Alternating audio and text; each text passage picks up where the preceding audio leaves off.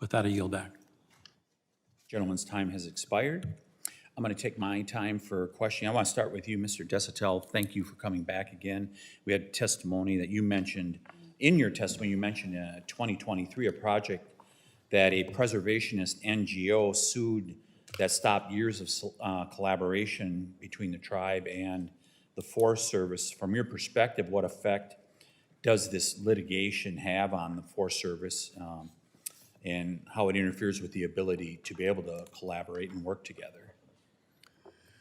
So it was the Stamp Oil project, the TFPA proposal that we submitted, I think, back in 2014. So it took almost a decade to get to a decision, which was ultimately litigated by the Keller Range Conservancy, and the Forest Service lost.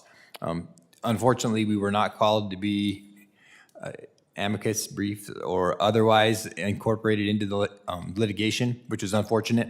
But what we've seen from the Colville National Forest since is there seems to be a reluctance to do additional work. That part of the state had gone almost 2 decades without a forest management project being litigated, and now they've slowed considerably. So the scope of that project was subsequently reduced significantly to fall under a categorical exclusion, but we still have significant concerns that the forest and fire risks associated with that project that has like 20 miles of adjacent boundary with the reservation won't have the level of treatment that we think it needs to reduce that risk. So it didn't eliminate the treatment, but it severely crimped it. Would that be accurate?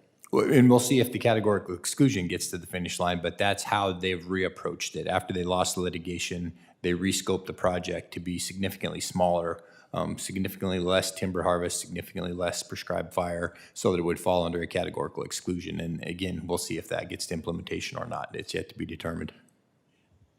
I took Mr. Vredenberg from your testimony that perhaps these are my words, but you view a categorical exclusion at this point as a Band-Aid for what should be more comprehensive management. Am I saying that accurately? Words. I guess yes. Specifically in regards to a categorical exclusion. I guess you, Chairman, you are correct. It is somewhat of a Band-Aid. The NEPA process for has become really so cumbersome that we're relying more on categorical exclusions for lower intensity, more routine maintenance projects, because environmental assessments or environmental impact statements have gotten so incredibly expensive, and so yes, in a sense, they are a Band-Aid. Would you say that, because this comes up regularly here in this committee in regards to NEPA, that perhaps there needs to be some changes made to NEPA? Yeah, the focus is drifted from analyzing the real environmental impacts and doing a good job of communicating those impacts to the public. That's the intent of NEPA. They've become more like legal documents that have to, every document that's written, it has to stand the rigors of court, of litigation. And so it really has lost its way, I think, in that regard. Ms. Clark, would you agree with that assessment? I would like to highlight the difficulties that NEPA places, especially with the use of beneficial fire. And so, as we know, beneficial fire, use of prescribed fire in particular, is a really important management technique.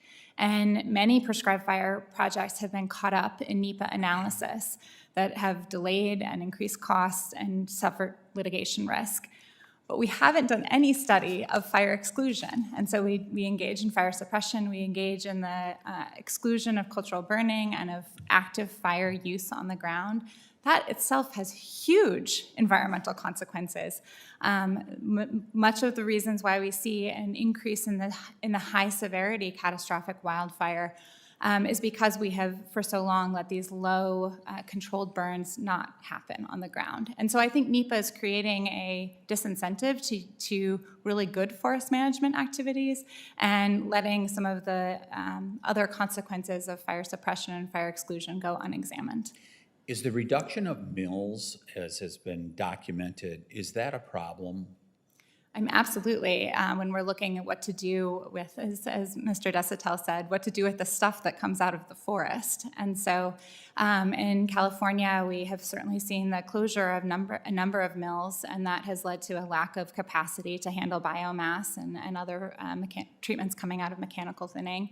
I think in some of the materials, the Washoe tribe's recent mill reopening, for that reason, has been a huge success and a huge piece of excitement for the folks and tribes that work in that area to have that additional capacity. Yeah, I would just want to turn back to this chart I had up originally. I think this tells the story of forest management, in particular in the western states, but even in my state of Wisconsin, where we've seen mills close, and because of the lack of long-term supply. I mean, it's very clear what's happening with those lines as we've went from less active management of our forests, we've seen more fire, as simple as that. Now, there's going to be some debate about exactly what that looks like in terms of how we go about the management, but regardless, we need management. Isn't that correct, Ms. Clark? Yes, absolutely. The stewardship project was put together specifically because we know we need to be doing more active work on the ground. Go ahead, Mr. Desatel. If I could chime in, Tiffany, I think your graph is a great illustration of the biggest problem I see with NEPA. That for the entirety of my career, we've evaluated the no impact alternative, the no action alternative as having no impacts. And that's absolutely not the case. I mean, your graph is a great demonstration of that. That I think in most situations, the no action alternative probably has the highest environmental impacts, but we're not treating it that way. Mr. Lowe's, last session of Congress and under the previous administration, there was an action taken by the administration with the Alaska tribes where they did not consult with some of the tribes in regards to, I think it was in particular, it was in regards to natural resources utilization. I think it was primarily in regards to oil exploration, where the previous administration did not consult with a few of the tribes in Alaska. Is that appropriate? It's not appropriate. We feel like consultation is vital, and not just any form of consultation, but meaningful consultation where boxes just aren't being checked by meeting with us. Thank you. So I would just close. I think what you're talking about in terms of, as I see the big picture, this really dovetails into a great opportunity for the United States of America. When you see the whole discussion of, let's get regulatory right. I mean, we talked about NEPA, right?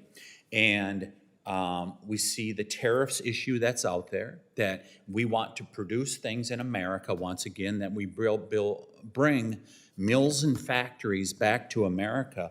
It just seems to me like this is a golden opportunity to do some of that once again in America, where